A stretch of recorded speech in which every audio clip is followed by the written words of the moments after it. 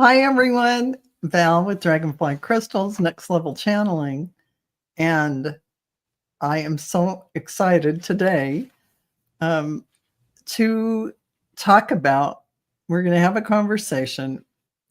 Oh, hi, everyone. About the incredible world of astral travel and spiritual exploration with author Candilee. Is it No, that? Candilee, you were right the first Candilee. time. I was always pronouncing it right. Candilee Cain. Her new book, Fools Rush Out: Confessions of an Astral Traveler. So it's a fascinating, raw, and deeply inspiring account of her journeys beyond the body.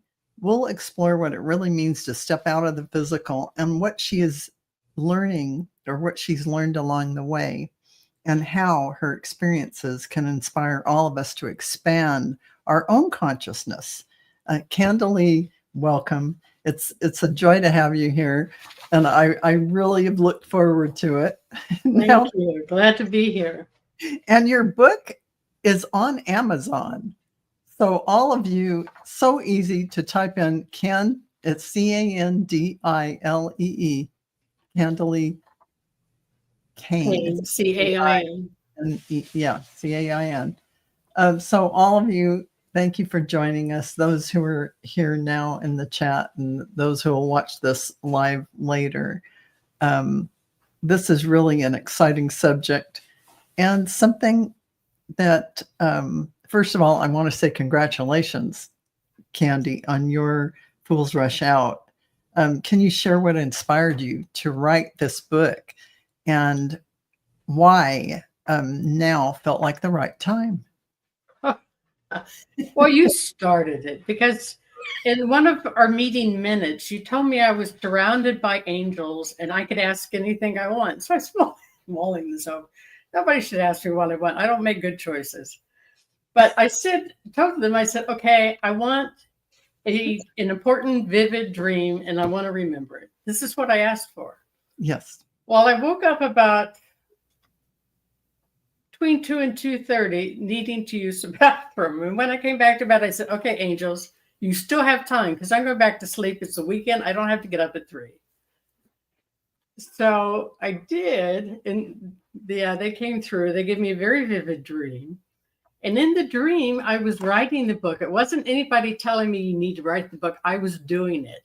And I started out with the table of contents. And I wrote down the title for everything I thought I wanted to include. And I did not wake up until I finished that table of contents. Oh my gosh, that's beautiful. So really, that was like your soul, your higher self.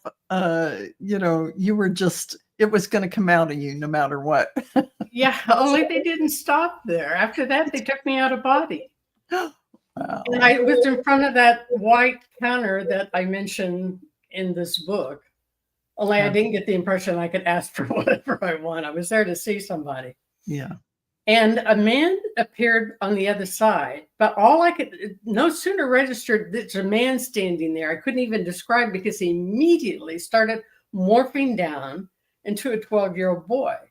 About that, I would guess. But he still talked like a grown-up because now I think you should write this book. And I think you should include the part you've already written. And I'm thinking, okay, how did you know about that? Because I was working on a fiction. Mm-hmm. And I included part of it as based upon a real out-of-body experience, the one about the swimming pool. And I didn't realize till later, and I thought about it, when he morphed down to a 12-year-old boy, he had this thick shock of black hair. And I thought, you're the kid who belly flopped. And he would be grown now. It's been enough years. Who belly flopped into the pool. That was very gracious of him. And then he disappeared, and a young black girl, who I guessed to be 12, 13, 14, appeared. And she didn't say anything, but as soon as I saw her, I said, Rowena, I can't believe you showed up. I said, oh, and I'm so excited to see you. Can I come around and hug you? And she nodded, and I thought, can I hug her? Oh, yeah, spirit bodies can hug. What are you waiting for? So I went back there and hugged her, and I said, oh, it means so much to me that you would come here to support me like this. I don't know Rowena. I don't recognize her.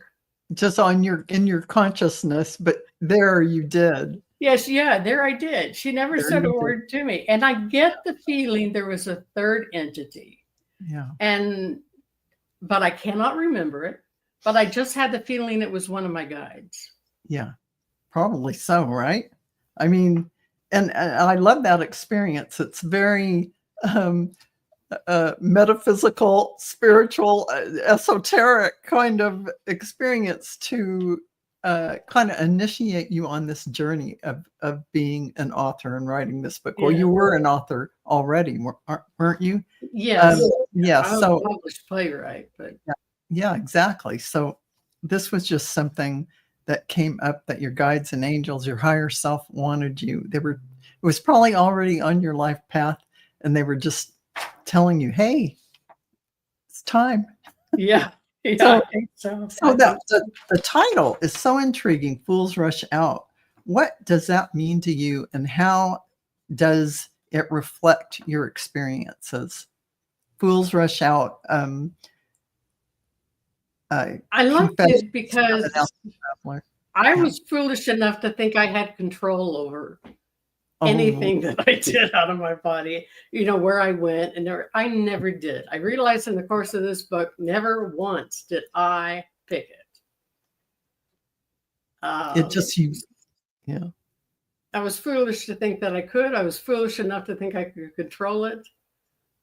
So That was pretty interesting. So that was an experience in itself that if you go out of the body and you're on this journey, you really don't have any say in how you. no, I think the guides, the They angels take you. took me everywhere I went, even though they didn't show themselves. I love that. I love that. Well, how did your journey into astral travel begin? Was there a pivotal first experience that changed everything for you? The New Age store near where I was living, they were offered a class on lucid dreaming. And so I took it, and yeah, I could lucid dream, but I didn't think much of it and I couldn't see the benefits. So I wanted to find out more information. So I went to a library, and it was kind of a double book. Half of it was on lucid dreaming, half of it was out of body experiences. Not that it gave any examples of what would happen, but just how to do it. And I thought, okay, I'm going to do it.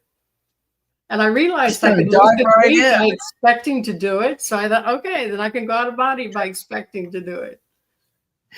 Very cool. Very cool. Well, for our listeners who may not be familiar, how would you describe astral travel in your own words? Oh my gosh, it's incredible. When astral travel, once I'm out of my physical body, everything changes. The way I think changes. There's far less judgment, I've discovered. I feel full of energy. I feel just me. It's like all the ties that bind fall away. I'm aware of them intellectually. Yes, I'm these people's, this man's wife, these kids' mother, these siblings' sister, but it's like it was almost didn't matter. It was like a play, and when you were on Earth, and you were free of that kind of 3D story. Exactly. And you could see, you probably felt that I didn't have to stick to the lines. I could just exactly. You felt that, and be me. So I love that. So, what was your first out of body experience like? Was it intentional, or did it happen spontaneously? And what did it feel like? It was intentional. It was intentional. It was intimidating because I got up to the ceiling, and I was fully aware what I was doing, and it felt fine. And I was scared trying to go through the ceiling. Yes. Yeah, and that was my next. That kind of weaves into many people feel curious, but also fearful about leaving the body. And what would you say to those who feel that hesitation when you had that fear about going through the ceiling of your home? Right. Well, you don't feel it. It's once I finally went out, shot up and out, it was like it didn't exist. It's like going through something that doesn't exist. It's like an illusion. Exactly. Exactly. Yeah, that kind of bears what we think about 3D reality now. When you talk about your spirit form and going out and astral travel, and going through things like the ceiling. So, in your book, you share some very personal journeys. Is there one experience that particularly you felt was life-changing or healing for you?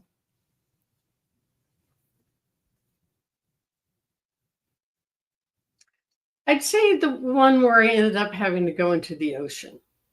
Mm. Because that one really got rid of a lot of my fears. Oh, yeah. You know, started out with the pond. Yeah, I can get my toes wet. Then go to the lake. It's like, hell no. This is a deep lake. I'm not doing it. And then, well, okay, I'm never going to accomplish anything, create anything unless I go into the water. That's what the teachers told me. So the third time, instead of taking me to the pond or the lake, they took me to the middle of the ocean where I couldn't see any land at all. And I basically wanted to chew them out. But I knew if I did that like I did at the lake, they'd just take me back to my body and I wouldn't accomplish anything. Yeah. It took a moment to stew and say, all right, I'll do it. You know. Well, you were really progressing through lessons and things, fears, getting rid of them through this astral travel. It wasn't a meaningless adventure for you at all. You had significant things that moved you ahead on your journey from this, it sounds like. And have you ever encountered guides or beings during your travels? And could you share one of those encounters with us?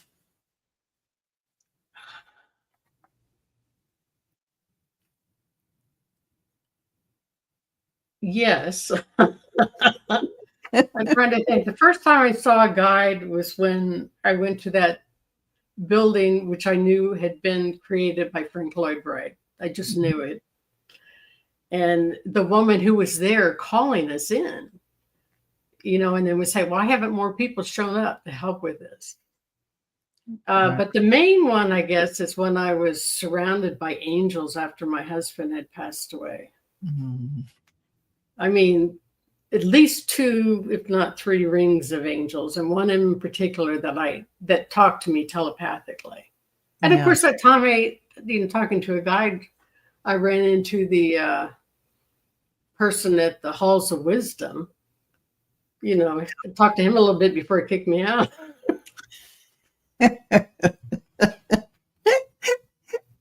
Wow, you've been everywhere. I love all that. So how has astral travel changed how you live your life daily, your daily life here in the physical? Or has it? It has. I'd say I'm way less fearful now than I was. Yeah, that's great. That's way less fearful, way less judgmental. Yeah. Well, I love that. I mean, that alone is like miles ahead on the awakening process. Those are 2 big hurdles to jump over, is to not be in judgment and not be fearful. So I think that's fantastic. Were there any humorous or unexpected moments during your adventures? Well, meeting that guy in the Speedo who wanted me to have out-of-body sex with him, I suppose that counts. Oh, spicy.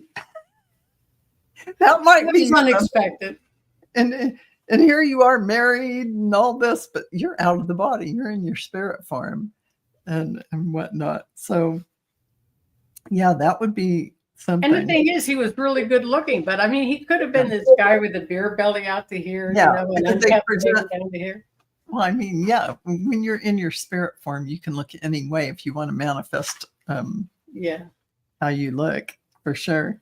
And I have not run into, but I have seen some lower level spirits. Oh, you have? I have. Yeah, it's the astral, right? So I just moved out of the way. I just like, okay, don't interact with this person. Just move out of the way. Exactly. And so no harm came to me whatsoever. We never even made eye contact. I mean, looked at him, and he was like looking down and really angry. Yeah. And I He think was very that's, dark and had dark energy about it. I think you handled that exactly right. Because it is the astral, folks. There's levels of There's astral. different levels. That's right. Yeah. So, do, of course, for someone wanting to try astral travel, where do you recommend they start? Well, I started in my living room because I moved from the bed to the couch because that it would keep me awake so I could stay aware enough, but I Yeah. was still relaxed in the middle of the night. So that worked for me until Yeah. I got more used to it and realized I can go out anytime from a lucid dream, especially. Yeah. It's like, oh, I think I'll step out now. And you could just step out. It's that simple.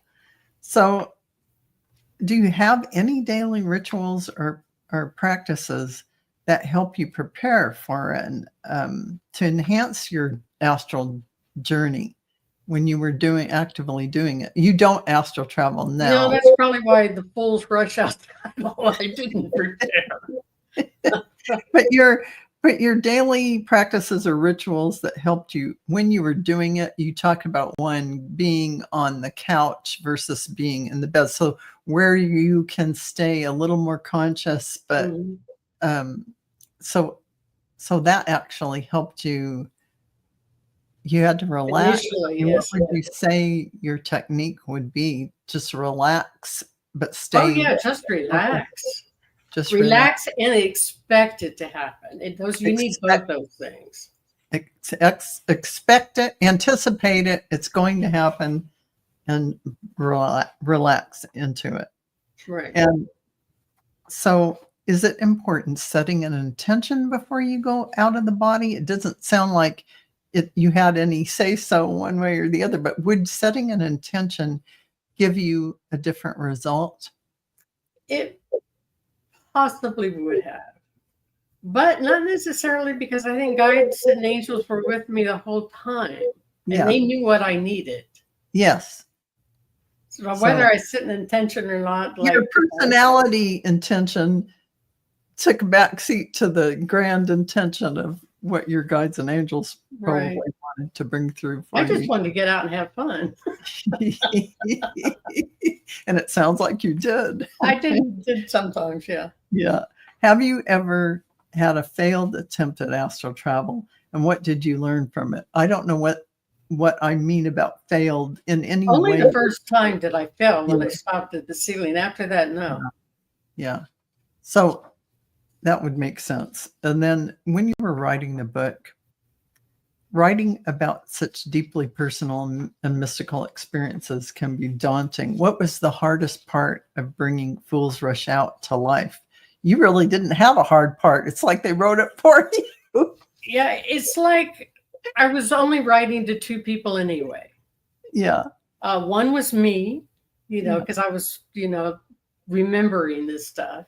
And the other one was one reader, just one reader, who I figured was open-minded. And it's just to the two of us that I wrote it. Oh, that way I could keep myself honest and just open up. Awesome. That sounds great. And were there moments when you hesitated to share certain stories? How did you move past that? When I was done, I was hesitant to share the book, but not while I was writing. That makes sense.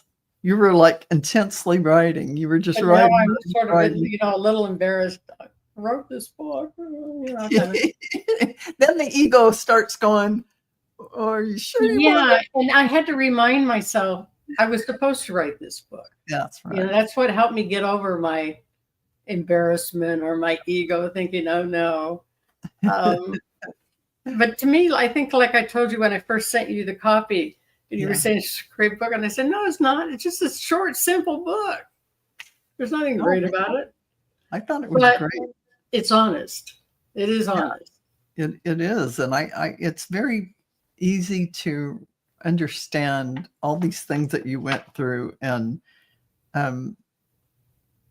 what do you hope that readers will take away from your book beyond the adventure?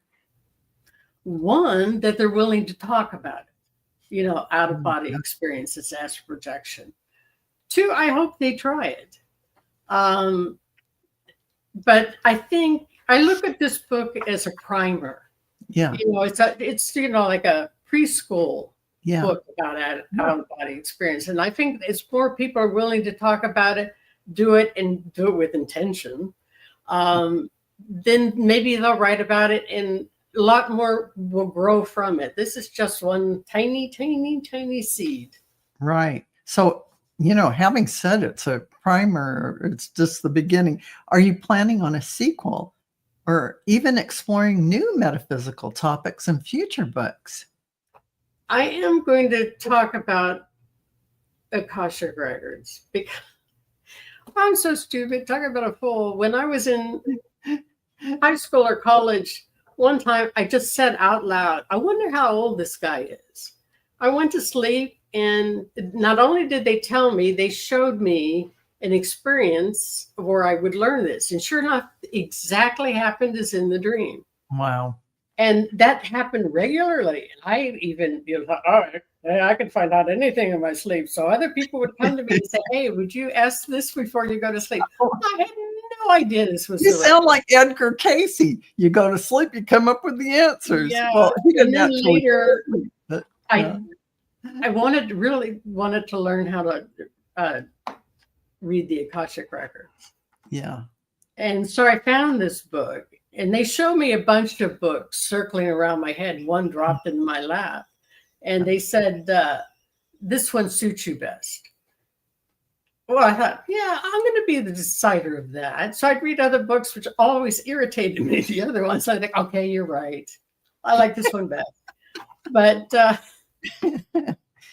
I like that you question and then you explore and then you go back to the yeah. But I mainly just go into the Akashic records for myself and have been for years. I mean, I have done it for other people, but I don't want to. Yeah. And they even told me one time, said, you need to go back and reread the stuff that we're telling you. Yeah. And I did that once or twice. But what I plan to do now is find all my notebooks and pull this stuff out and retype it. Yeah, because what happens too is we forget what they've told us after so much an amount of time. So you really have to go back and revisit That's what I'm going to do. And type it all up, and I date it every time. So I can because they told us all this stuff way back then, and it's now coming to fruition, and we have to. Reading back really helps us understand what they were saying to us. I think they must have had both these books in mind from the get-go. Yeah, I mean, it was on your life plan. So if you could astral travel to any place, past, future, or otherworldly, where would you go? Future. You would go to the future. I mean, my future self has visited me, which I put in there, and plus, I visited past selves. Yeah, exactly. Yeah, it's like explain a little bit more about how I'm going to pick up where I leave off. Yeah, I love that. I love that. And so some of that, folks, buy the book on Amazon. Candilee Cain, just type it in. Her book will come up. Fools Rush Out. Because you will find out about what that future life would be like. And, it's a really great book on astral travel.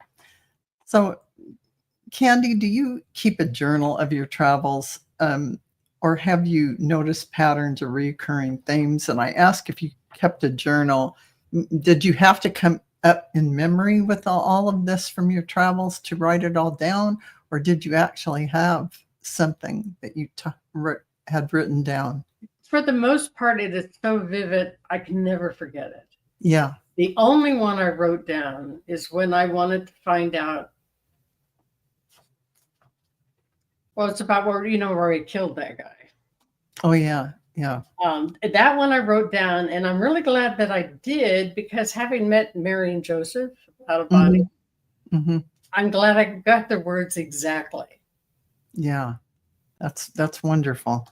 I think it's really a good thing to, if you can, write them down, even if they're really in your memory anyway, because you might not get the turn of a phrase right or exactly how you heard, and it may be important. But if your book became a movie, who would you want to play you? If she were younger, I'd say Shirley MacLaine, but oh, I don't care. I really don't. Someone I hope who's not afraid to how they look. I'm a fool or laugh at themselves. Yeah, because I mean, that's an excellent idea. Is somebody who's unembarrassed of how they show up, somebody who just shows up authentically. So, if you wanted to bring up anything about your book now that you think these viewers here should know, that would draw them to it, what would you tell them now?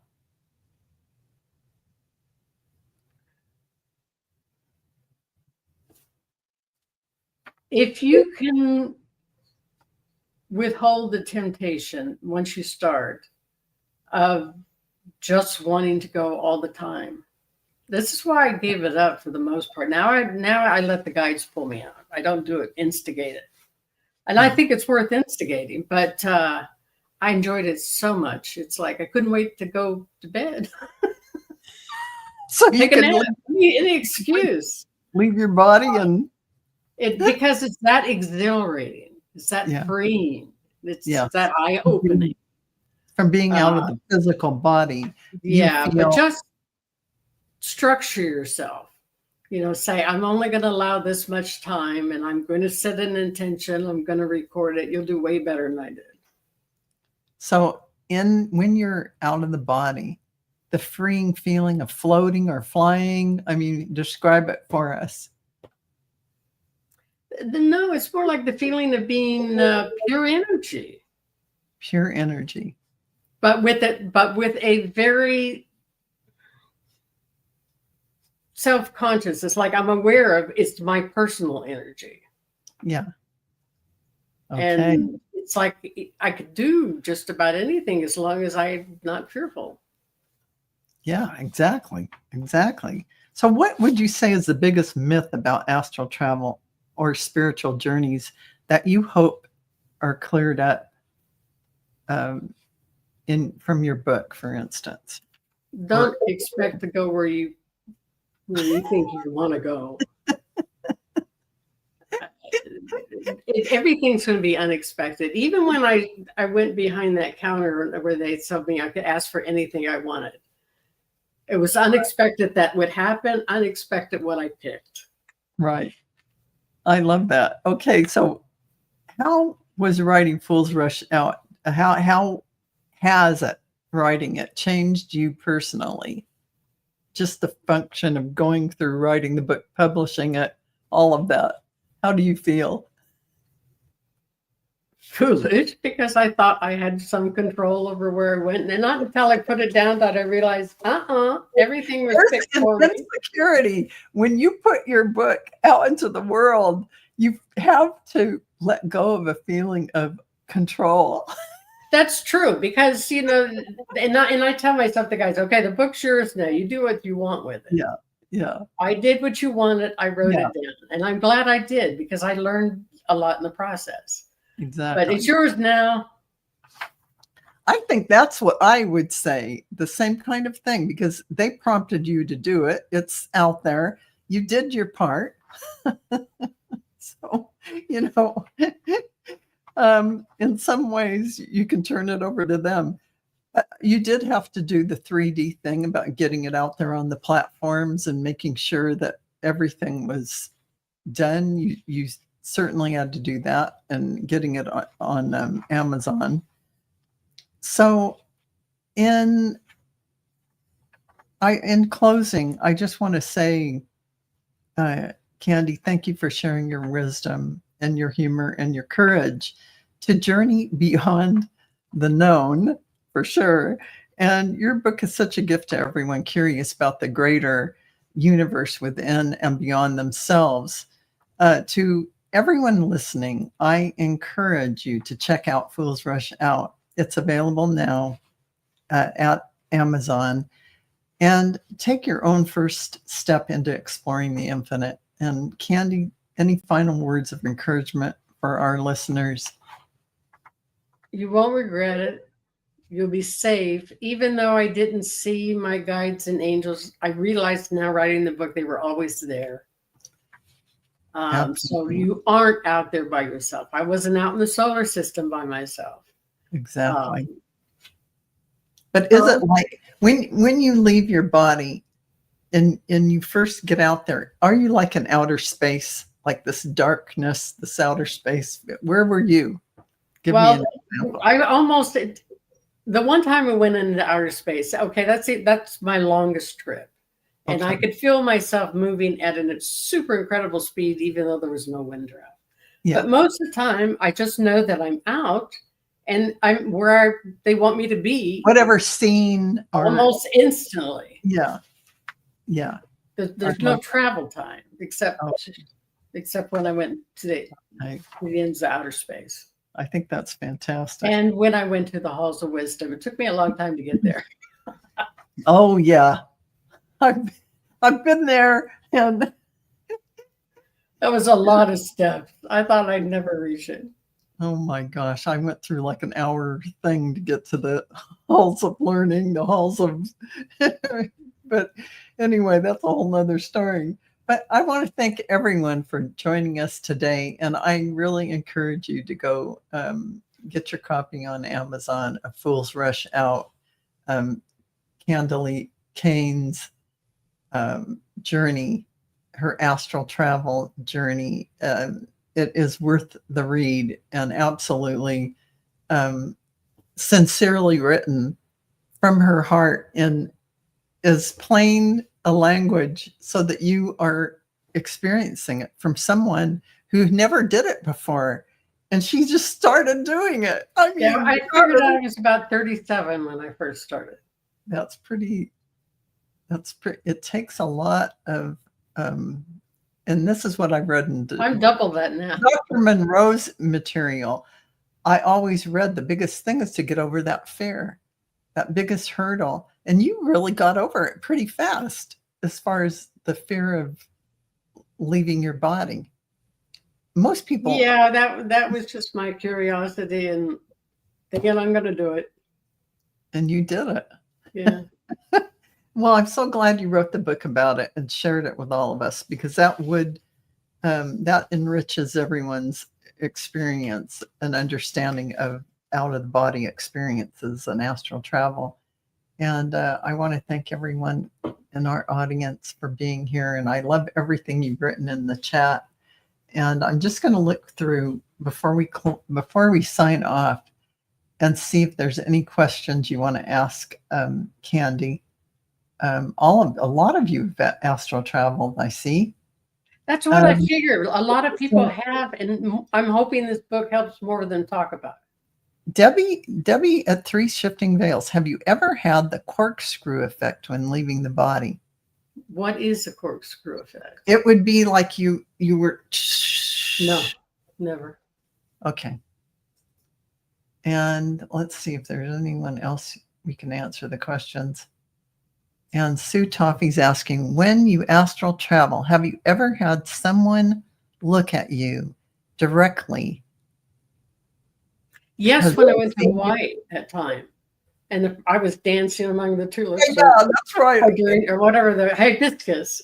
Yeah. And the guy came out and said hello, and I was shocked that he could see me. He could see you in your astral form, in your spirit body. Yeah. Yes. And said hello to you.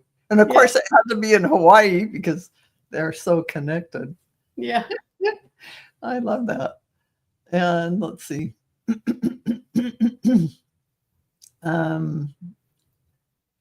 Let's see. And Veronica's saying, hello, ladies. Does everyone astral travel? If you do astral travel, do some not remember doing so? I don't think you could not remember it. Because I think you can. I think my personal opinion is just we go to the halls of learning. which is Oh, you're lower just than talking also about when you're asleep and you leave your body and you yeah, dream. and 'Cause we do, and I yeah. think it's we all do it, and we just don't remember. I'm talking about consciously leaving your body. Oh, Now, consciously leaving, I think it'd be impossible not to remember. yeah, that's what I mean. But you definitely, we leave our bodies every night. I never remember stuff, just so you know. But if you consciously leave, it's vivid. Oh, yeah, it's super vivid. You cannot forget that for sure. And so Sue Toffee's saying, wow, what does it mean if they see you in astral form? They see you in spirit body form, like you're seeing somebody who has passed on. Mhm. It's the same kind of concept. You'd be seeing an energetic form of someone, either a full body apparition, or you're going to see this glowing energy. Sometimes people show up as orbs. Sometimes you see, it just depends. But, who knows what he was probably seeing almost like a full body apparition. Which is one reason I jumped out of there, because I think I was nude, and it's like, get out. Oh, hello. Okay.